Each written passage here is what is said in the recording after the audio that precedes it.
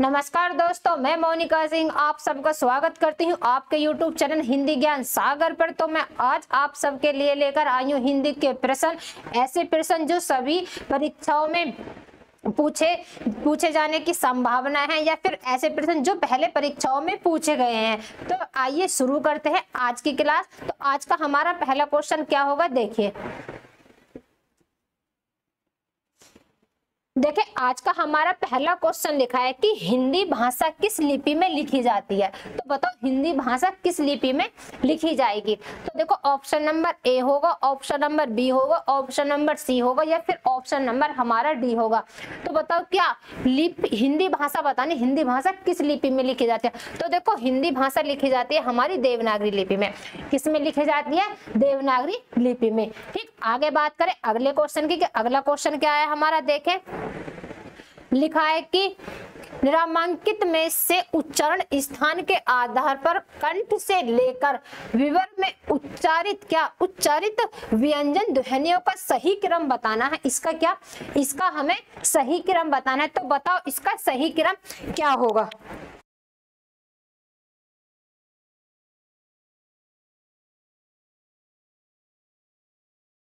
बताओ इसका सही क्रम क्या होगा, इसका सही क्रम। तो देखो इसमें हमारा ऑप्शन नंबर होगा ए वाला सही। पहले आएगा कंठ, फिर आएगा तालव्य, फिर आता है क्या वर्त्य, फिर आता है दंत्य या फिर आता है ओष्ठ्य। तो सही क्रम हमारा क्या होगा, इसमें ऑप्शन नंबर ए होगा। आगे बात करें अगले क्वेश्चन की। अगला क्वेश्चन क्या है हमारा, लिखा है कि शुद्ध वर्तनी का चयन कीजिए, शुद्ध वर्तनी का चयन कीजिए। तो बताओ इसमें से हमारी शुद्ध वर्तनी कौन सी होगी। देखो ये वाला पेपरों में सबसे ज्यादा पूछा जाता है कि इसमें सही शुद्ध वर्तनी बतानी है कि इसकी शुद्ध वर्तनी क्या होगी। तो बताओ इसमें कौन सी होगी। तो देखो इसमें होगा हमारा ऑप्शन नंबर कौन सा सही, बी। ये वाली हमारी क्या शुद्ध वर्तनी लिखी हुई है। ठीक है, क्या लिखा है, ये हमारी शुद्ध वर्तनी। आगे बात करें, ठीक क्या है, अस्फीति अवस्था। ठीक है, आगे देखें अगला क्वेश्चन लिखा है कि अभिषेक का सही संधि विच्छेद करना है। किसका? अभिषेक। तो अभिषेक का सही संधि विच्छेद करना है। तो बताओ अभिषेक का सही संधि विच्छेद क्या होगा इसमें। तो देखो इसमें हमारा ऑप्शन नंबर होगा बी वाला सही। कौन सा वाला? बी वाला सही। क्या है, अभिषेक का सही संधि विच्छेद। अगर मैं बात करूं कि अभिषेक में संधि कौन सी होगी, तो देखो अभिषेक में होगी हमारी कौन सी, व्यंजन संधि। कौन सी संधि होगी, इसमें होगी हमारी व्यंजन संधि। किसमें? अभिषेक में होगी व्यंजन संधि। ठीक है, कौन सी संधि होगी, इसमें होगी हमारी व्यंजन संधि। आगे बात करें अगले क्वेश्चन की। अगला क्वेश्चन क्या है हमारा, लिखा है कि निर्वहा में प्रयुक्त उपसर्ग बताना है। किसमें? निर्वहा में हमें क्या बताना है, उपसर्ग बताना है। तो क्या होगा, नी होगा, निही होगा, निर होगा या निरी होगा। तो इसमें कौन सा ऑप्शन होगा हमारा। तो देखो इसमें हमारा ऑप्शन नंबर होगा कौन सा सही, सी वाला। ठीक, इसमें उपसर्ग कौन सा होगा हमारा, निर। ठीक, आगे बात करें अगले क्वेश्चन की। अगला क्वेश्चन क्या है, लिखा है कि अमावट में प्रत्यय बताना है। अमावट, किसमें? अमावट में कौन सा प्रत्यय होगा, अमावट। तो बताओ इसमें कौन सा प्रत्यय होगा। ये ऑप्शन यहाँ पर मैं इसके यहाँ पर लिख देती हूँ। ठीक, तो बताओ देखो इसमें होगा हमारा ऑप्शन नंबर कौन सा, सी वाला सही। क्या? आवट। आवट होगा, आवट। अमावट में कौन सा प्रत्यय होगा, इसमें होगा आवट। आगे बात करें अगले क्वेश्चन की। लिखा है कि अव्ययभाव समास का एक उदाहरण यथाशक्ति का सही विग्रह क्या होगा। यथाशक्ति का सही विग्रह बताना है। किसका? यथाशक्ति का जो सही विग्रह, ये किसका उदाहरण है, ये है हमारा किसका, अव्ययभाव समास का उदाहरण यथाशक्ति। तो बताओ इसमें कौन सा होगा, क्या जैसी जैसी होगा, नहीं ये नहीं होगा, क्या जितनी शक्ति होगा या शक्ति के अनुसार होगा, या यथा जो शक्ति होगा। तो देखो इसमें होगा हमारा ऑप्शन नंबर सी, यथा क्या शक्ति के अनुसार, क्या शक्ति के अनुसार। किसका उदाहरण होगा, अव्ययभाव समास का उदाहरण। आगे बात करें अगला क्वेश्चन क्या है हमारा, देखें लिखा है कि गगनचुंबी में कौन सा समास है। इसमें हमें समास बताना है। किसमें? गगनचुंबी में समास बताना है। तो इसमें कौन सा समास होगा, देखो बहुव्रीहि होगा, अव्ययभाव होगा, तत्पुरुष होगा या फिर कर्मधारय होगा। तो इसमें कौन सा समास होगा हमारा, कौन सा होगा इसमें समास। तो देखो इसमें होगा हमारा तत्पुरुष समास। कौन सा? तत्पुरुष समास होगा। ठीक है, किसमें? गगनचुंबी में। क्या? गगन को चूमने वाला कौन, गगनचुंबी। तो इसमें कौन सा समास होगा हमारा, तत्पुरुष समास होगा। आगे बात करें अगले क्वेश्चन के, देखो लिखा है कि आंसू का बहुवचन क्या होगा, आंसू का बहुवचन बताना है, आंसू का बहुवचन क्या होगा। तो वचन हमारे कितने होते हैं, दो। एक होता है, कई प्रकार के होते हैं, दो प्रकार के, एक वचन और बहुवचन। तो आंसू का हमें बहुवचन बनाना है, किसका, आंसू का हमें बहुवचन बनाना है। आंसू का बहुवचन क्या होगा, तो क्या होगा इसका आंसू का बहुवचन,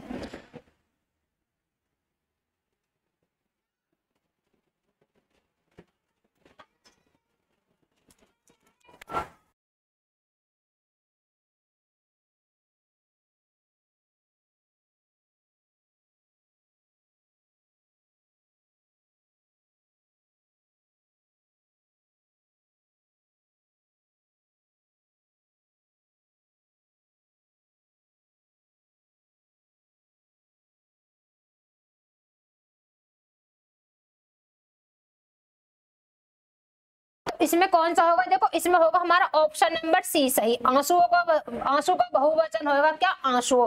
ठीक, आगे बात करें अगले क्वेश्चन के, देखें अगला क्वेश्चन लिखा है कि रचना की दृष्टि से क्रिया के कितने भेद होते हैं। तो क्रिया के भेद बताने हैं, कितने होते हैं, क्रिया के भेद बताने, क्रिया के भेद कितने होते हैं।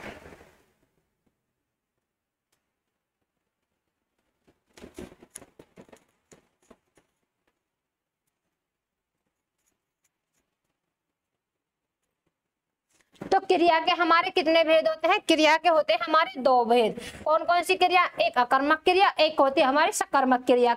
एक होती है अकर्मक क्रिया, एक होती है हमारी सकर्मक क्रिया। आगे बात करें अगले क्वेश्चन की, देखो लिखा है कि निम्नलिखित में से किस वाक्य में अपादान कारक है। तो इसमें से बताना है कि हमें क्या अपादान कारक बताना है, अपादान कारक क्या होगा। तो बताओ इसमें अपादान कारक क्या होगा, कौन सा कारक होगा इसमें हमारा अपादान कारक। दूसरा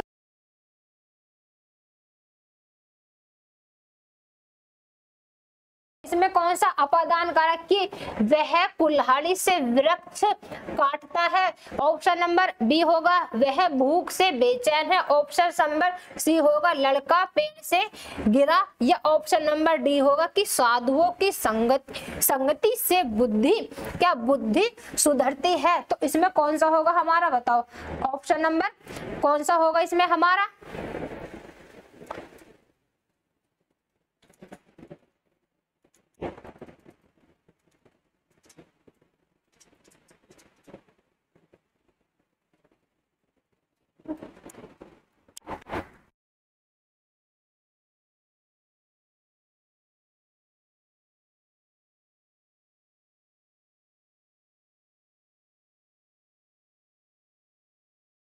इसमें हमारा ऑप्शन नंबर कौन सा होगा, सी वाला कि लड़का पेड़ से गिरा। तो लड़का क्या मतलब पेड़ से अलग हुआ है, अलगाव। अपादान का मतलब किसी भी चीज का अलगाव होना, किसी भी चीज से मतलब अलग होना। तो क्या होगा इसमें लड़का पेड़ से गिरा। ऑप्शन नंबर कौन सा इसमें, सी। आगे बात करें अगले क्वेश्चन की, लिखा है अनिल का पर्यायवाची शब्द कौन सा होगा। तो बताओ किसका, अनिल का पर्यायवाची बताए ना, अनिल का पर्यायवाची क्या होगा। तो बताओ अनिल का पर्यायवाची शब्द क्या होगा इसमें से। देखो इसमें होगा हमारा ऑप्शन नंबर सी, जो पवन है पवन। तो पवन किसका पर्यायवाची है, ये होगा हमारा अनिल का पर्यायवाची। ठीक, अगर मैं बात करती हूँ किसकी, अनिल के, और क्या क्या पर्यायवाची है, देखो वायु। अगर और बात करूं मैं किसके, इसकी एक होती है क्या वायु। वायु भी किसका पर्यायवाची है, ये भी हमारा अनिल का पर्यायवाची है। हवा, हवा एक होता है क्या समीर, ये भी किसके पर्यायवाची है, ये हमारे किसके अनिल के पर्यायवाची है। ठीक, आगे बात करें अगला क्वेश्चन देखें, लिखा है कि मूक, मूक का विपरीत आर्थक शब्द क्या है। मूक का बताना है, मूक का विपरीत आर्थक शब्द क्या होगा। क्या हास होगा, साप होगा, या क्या साप होगा, गौण होगा, या वाचाल होगा। मूक का बताना है। तो देखो मूक का होगा हमारा वाचाल। ऑप्शन नंबर कौन सा सही है, डी वाला। मूक का विपरीत आर्थक क्या होता है, ये होता है वाचाल। ठीक, आगे देखें अगला क्वेश्चन क्या है हमारा।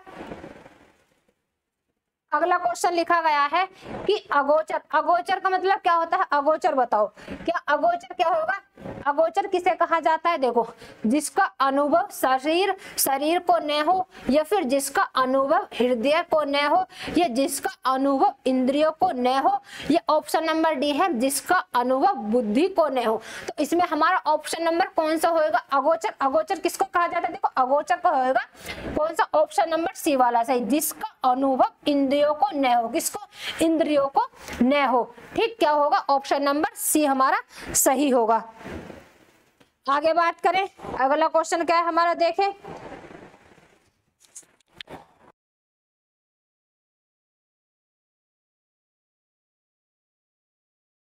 अगला क्वेश्चन है हमारा कि निम्न में से कृतवाच्य वाक्य का चयन कीजिए। किसका? वाक्य का चयन करना है। किसका? कृतवाच्य का। तो देखो क्या होगा इसमें, क्या मोहन पुस्तक पढ़ता है, क्या ये होगा? या फिर आपके द्वारा मालूम हुआ, ये होगा? नींद नहीं आती, पुस्तक पढ़ी गई। तो क्या बताना है इसमें? कृतवाच्य को वाक्य बताना है। कृतवाच्य का वाक्य बताना है। तो देखो इसमें कौन सा होगा हमारा? ऑप्शन नंबर कौन सा होगा इसमें हमारा? तो ऑप्शन नंबर होगा इसमें हमारा एक ही, मोहन पुस्तक पढ़ता है। क्या होगा? मोहन पुस्तक पढ़ता है। ठीक है, आगे बात करें अगले क्वेश्चन की। अगला क्वेश्चन क्या है, देखिए। क्वेश्चन लिखा है कि निम्नलिखित में से वाक्य के शुद्ध रूप का चयन कीजिए। इसमें हमें शुद्ध बताना है कि इसमें कौन सा शुद्ध लिखा है, कौन सा शुद्ध लिखा है इसमें हमारा। तो बताओ, क्या सीता की चरित्र अच्छा है? फिर लिखा है सीता का चरित्र अच्छी है, सीता की क्या चरित्र अच्छी है, या लिखा है कि सीता का चरित्र अच्छा है। तो देखो ऑप्शन नंबर होगा हमारा डी, ये तो पढ़ने से पता चल रहा है। ठीक है, तो ऑप्शन नंबर कौन सा होगा हमारा? डी वाला सही होगा। कौन सा होगा? डी वाला सही। आगे बात करें अगले क्वेश्चन की। लिखा है कि टस से मस न होने का अर्थ बताना है। किसका? टस से मस न होने का अर्थ क्या? कठोर हृदय होना, या अन्य विनय से न पसीजन होना, या फिर जगह न बदलना, या धैर्य पूर्वक सहन करना। क्या? टस से मस न होने का अर्थ बताना है। टस से मस न होने का अर्थ बताना है, क्या होगा? तो देखो ये होगा हमारा ऑप्शन नंबर बी वाला सही। कौन सा वाला? बी वाला सही होगा। आगे बात करें अगले क्वेश्चन की। देखो अगला क्वेश्चन क्या है, लिखा है अंधे के हाथ बटेर लगने का करने का अर्थ क्या है? अंधे के हाथ बटेर लगने का अर्थ बताना है। इसका अर्थ क्या होगा? क्या होगा इसका अर्थ बताओ? ये होगा कि अंधा भी अपना लक्ष्य प्राप्त कर सकता है। ऑप्शन नंबर बी है अंधेरे में कोई चीज मिल जाना। ऑप्शन नंबर सी लिखा है कि पात्र को सफलता मिल जाना, या फिर शेरों में भारी लाभ होना। क्या? या फिर भारी लाभ होना। तो देखो इसमें कौन सा ऑप्शन होगा हमारा? तो ऑप्शन नंबर होगा इसमें हमारा सी। क्या होगा? सी। क्या लिखा है? पात्र को सफलता मिल जाना। ठीक, आगे बात करते हैं अगले क्वेश्चन के। देखो अगला क्वेश्चन लिखा है कि बैल खड़ा है। इस वाक्य में प्रयुक्त शब्द बैल में कौन सी शब्द शक्ति पाई जाती है? शब्द शक्ति कौन सी पाई जाती है? किसमें? बैल में बतानी है। बैल में तो कौन सी पाई जाएगी इसमें? क्या? अभिधा पाई जाएगी। ऑप्शन नंबर बी लक्षणा पाई जाएगी। ऑप्शन नंबर सी व्यंजना पाई जाएगी। ऑप्शन नंबर डी छंद पाई जाएगी। तो क्या पाई जाएगी इसमें? तो देखो इसमें पाई जाएगी अभिधा। क्या? अभिधा। ऑप्शन नंबर कौन सा सही होगा इसमें? हमारा ए वाला सही होगा। आगे बात करें अगले क्वेश्चन की। लिखा है कि श्रृंगार रस का स्थायी भाव क्या होगा? किसका? श्रृंगार रस का क्या होगा? स्थायी भाव क्या होगा? श्रृंगार रस का स्थायी भाव। तो बताओ क्या होगा इसका? श्रृंगार रस का स्थायी भाव क्या? उत्साह होगा, शौक होगा, हास होगा, या फिर रति होगा? क्या होगा? रति। किसका बताना है? श्रृंगार रस का। तो देखो श्रृंगार रस का होता है रति। क्या होता है? रति। ठीक, क्या होता है इसका? कौन सा होगा? रति होगा। ठीक, आगे बात करें अगले क्वेश्चन की। देखें लिखा है कि निम्नलिखित में सममात्रिक छंद का कौन सा उदाहरण है? सममात्रिक छंद का कौन सा उदाहरण है? क्या दोहा होगा, सोरठा होगा, चौपाई होगा, या फिर ये सभी होंगे? क्या होगा? या फिर ये सभी होंगे। तो कौन सा ऑप्शन होगा इसमें? सममात्रिक छंद का बताना है। सममात्रिक छंद का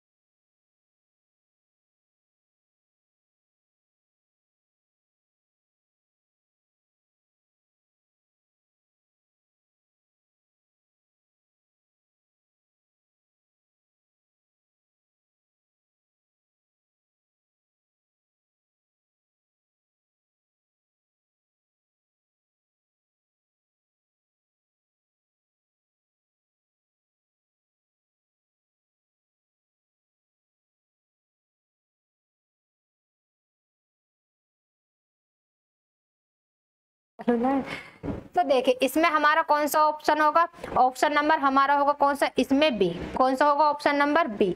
ठीक, कौन सा होगा, सोरठा। क्या होगा इसमें हमारा, सोरठा। ठीक, आगे बात करें अगले क्वेश्चन की।